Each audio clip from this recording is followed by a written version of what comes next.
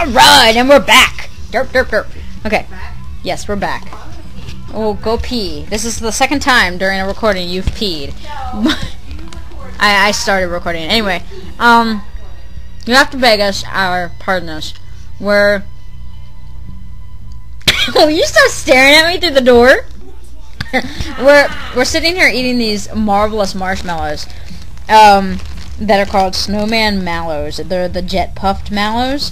They're French vanilla, little miniature snowman shaped marshmallows. We have our incense and we have our jet puffed incense and we have our Vicks inhalers and all this shit so we can get high. Not really. My nose is so stuffed and I can't stand getting sick. Mine has been like that all day today too. So. But anyway, we have a second question. That is from Insane-Alchemist, who is a guy! See, I remembered. Derp, derp, derp. She's trying. I'm trying. Now, this question is kind of... She totally couldn't figure out Acro's gender, so don't feel bad. Yeah, if you couldn't tell. I had to go look it up for her because I honestly forgot. But... I was pretty sure this is more so of something that probably Hannah's going to spend more time explaining. I'm more so, I guess you could call me more so kind of like the background. I'm the one that'll write everything. I'm the one that'll perform everything. But when it comes to like research and stuff, in terms of knowing who's who in the 9 community, I really suck at it. So I do a... She'll be like, oh, I know that person's drunk. Who the hell is it? And I'm like, oh, that's this person's. This person's. It's not that I hate you guys or anything. It's just that if you haven't been able to tell from our previous role plays, I'm kind of very much a stickler to certain types of details. I'm particular about my role playing. I'm particular about these characters. I'm not like an elitist or anything, but I'm just very particular. So I don't really kind of keep up with everybody. And that's also one of the reasons why neither one of us really role play outside of our group. I mean, it's not that I'm not open to it. I actually wouldn't mind doing it. It's just I never find time. Yeah, it's kind of like I'm very much an online person. I like keeping tons of friends, but I like having only maybe 2 or 3 very close friends. So if I forget your name or I forget one of your OCs, it's not that I hate you or that I'm really trying to ignore you or anything. It's really not. There are some non-OCs I can look at right off the bat. I may not know your name. I may not know the OC's name, but I know that I love it to death. So I know to associate OCs with the creators. Acro, I can spot your characters from a mile away. Sal, I can spot her characters from a mile away. Jenny Jams, obviously, I can. Freeze, I can spot from a mile away. 725, I'm getting a little bit better with. Yeah, 725, and now that Insane's introduced me to his, I can spot, F6 and I cannot Arc's the other one. I can spot those guys because Arc especially because I haven't really seen the triangle optic thing that often, so that's like really unique. Yeah. But, in terms of who's going to be more talking, it's probably going to be her. I'm just kind of like the voice that kind of pops up every so often. I just now realized Bad Romance was on, so... but anyway, the question... We did our voicemail on the way home from Pennsylvania. We did ra ra roma ga ga ooh la la. Please leave a message. Oh, everybody who called me hated it. But I think I still... Well, no, I don't anymore. I was going to give you guys my phone number so you could call and listen. But the question from Insane-Alchemist is, are there any young artists or writers that you see something in that has some sort of budding potential? So I'm going to kind of let Hannah take over. I'm not going to give her the mic because knowing her, the way she flails her hands like a goddamn seal, she'll fling it somewhere. Seal. Anyway, go ahead. Everybody? Does that count as an answer? I mean... the way I see it, and the way Rattles has also seen it, this didn't used to be the case. There used to be, I would really pick out people more so that I saw stuff in, and it is true that to a certain extent some people have more talent than others. However, really, a lot of writing and art comes down to one thing: how much are you willing to put in, and how much are you willing to practice, and how much are you willing and how much experience do you already have under your belt so far? Exactly. Which isn't always the case, but if you guys are any part of this generation, you know that experience is kind of what's taking the realm. You can't sit there, read a textbook, unless you're me, for some goddamn reason. I can look at an anatomy book, never draw, or sit there and practice and do shit, but later on I'll have a sketchbook that nobody sees, that people are like, oh my god! But, for example, I'm going to use a couple of examples here. At work, we have a supervisor who has never really drawn before, who just recently took up art, and she shows really good potential. I mean, if I were drawing realistic stuff the way she's drawing realistic stuff right now, when I first started, it would have been kind of amazing. But probably wouldn't have your mother being like, "Oh, art sucks." Yeah. But like, I mean, and she's really dedicated to it, and she's really got a passion for it. And like, you know, I did a passion rant the other day. And so did Rattles. Did her passion writing the other day. I can't you kind of have to be right. passionate about what it is that you're doing too. I mean, in order to have that potential. But for most people, I would say that it comes. I would say everybody I see some potential in, because everybody has the potential to be great at any one thing. They just have to focus on it and really work at it. Some people have to work more than others. Some people have a natural aptitude. But to me, natural aptitude is not everything, and not everybody has a natural aptitude. Unless you're me. And and it's not something that you can use as an excuse. Oh, well, you know, I'm sorry. I can't take people seriously when they say, well, I was just born with the gift. Oh, I've been told this. I've been told this. I actually had I've had family members tell me, well, you were just born with a natural gift for music, or you were just born with a natural gift for writing, which the natural gift for music is a total freaking lie. I can sing somewhat. I was in choir for a bit, and I like music. That doesn't mean I have a gift for it. I've never been able to play, and really my choir stuff has kind of dropped off in the background. Now I sing just as tone deaf as anybody else on the radio. But that's why we got auto-tune. When it comes, yeah. When it comes to drawing and stuff, I mean, I really don't think it's a natural aptitude. I think it's just something that I really enjoyed, and I stuck with it. And I mean, I'm still learning. I still learn things on a day-to-day basis when I'm drawing. Yeah, and I mean, sometimes people kind of turn out kind of like me. I'm not really an artist. I'm sure if, you know, I read all the books and I practiced more and I worked at it, I would probably be better than Hannah, because Hannah's art is kind of like taking a giant hit in the past few years. But because I haven't been practicing. Yeah, exactly. But I mean, sometimes, like, let's say you want to do art and you browse DeviantArt and you go through, but it takes you a long time before you actually decide to draw.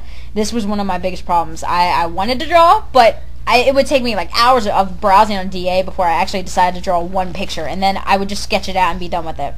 But it kind of comes down to, obviously, passion. And a lot of people don't really know what that is. Not in terms of you don't know the definition of it, but you don't know what you should be doing. Not even that. Some people just haven't really experienced it, or don't really know what they're passionate about yet. Yeah, and one of the things I've noticed as of late, we actually have a friend of mine that randomly put me on Twitter one day, and I just kind of... He was one of those types that when you look at it, he's kind of like, oh, okay, this is one of those going to be, if you click on his webpage, it's one of those, here's how you can make money from home kind of sites. I found out his was very different. He wasn't the kind that was spamming my Twitter saying you should buy this from me or this. His name is David Garland, and he was very, he wasn't trying to sell anything. He was very authentic. But when I met him, his book was not even out yet. Yeah. So, I mean... He mentioned he had the book. Yeah, he mentioned the book, and he noticed it. Exactly. He had just had a picture in that he was writing a book. And he wasn't trying to sell anything. He was very passionate, and his entire website is dedicated to everyone but him. He will interview absolutely everyone from a webcam when he's sitting in his kitchen. And if he finds somebody who's interesting, if they're doing their self-business, or if they're getting out of the rat race, or if they're experiencing something out of state or out of the country, he finds something interesting about the story and he wants to put it up on his site so it can be shared. And he recently released a book called Smarter, Faster, Cheaper. Now, when you look at the book cover, it's kind of like, oh, it's another one of those get-rich-quick stuff. But he doesn't talk about how you can make money. He talks about using... I'm trying to belch here. He's talking about... Well, it's the freaking Pepsi. He's talking more so about how you can use what you already know, what you love to do. Really? She's over here bouncing. And the whole couch is bouncing to Beat It. I'm sorry, Billie Jean, or no, Beat It. It's Beat It? Is it Billie? It's Beat It. I don't care. I don't. Michael Jackson. I know it's Michael Jackson. I don't recognize most of his music. Yes, there you go. Just Beat It. Beat It. It's the Angry Brad song. Angry Brad song. I always think this is an Angry Brad song. Somebody didn't. It was Pop. What an acoustic version of it. It makes me think of him with his guitar getting pissed off at somebody. Come on. Really? What are you doing? This jig you're doing. Anyway, way to derail from a sympathetic kind of speech here. Shove a marshmallow in your mouth. Really? I see Lewis doing this dance, and I just see Lewis. I just see Twain, Crawford, and Vic on the sidelines looking at him like, does he realize what kind of dance he's doing? Oh, he'd be doing pelvic thrusting with it. Anyway, yeah, he would. But anyway, this book is entirely just about how you can start things. Really? She's drawing on us with a goddamn French vanilla powder. Eat your marshmallows and shut up. Ow. But she's pretty much the book. Really, the book is pretty much where you can take things that you already love. Like, if you want to start a blog today. You never know where that blog's going to be if you keep up with it. Keep shoving them in, fat kid. I was like having bunny over here. Okay, I'm going to shut up and let you talk, because you haven't been able to answer his question. I know, right? But anyway, the book is a really good book, and I definitely suggest you guys get it, whether the Kindle version or you just buy the book.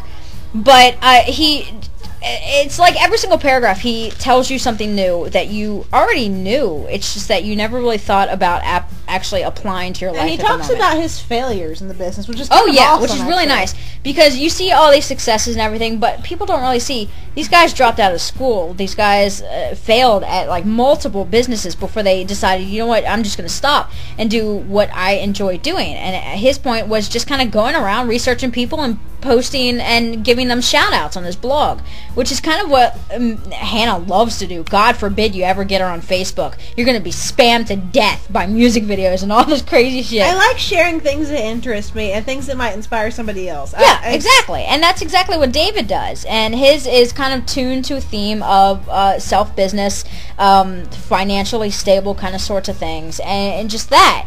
But the key lesson that he's teaching is follow your business. It doesn't matter whether nurses make the most money or writers don't make the most money or this or that. Go with what you know you love to do and something that you're comfortable with. The other day, I was kind of thinking, because Hannah was upstairs passed out and I was downstairs, I was awake, I couldn't go to sleep. And I was like, I want to do something, I don't know what I want to do. And I'm sure everybody's done that before. You have tons of things that should be done, but you don't know what you want to do. Hannah can't live without the sketchbooks. If you've listened to every single one of these, you'll know she had a panic attack trying to get a sketchbook from work one day. Yeah. That she forgot. Really, itty bitty? She's just watching you. Right up here.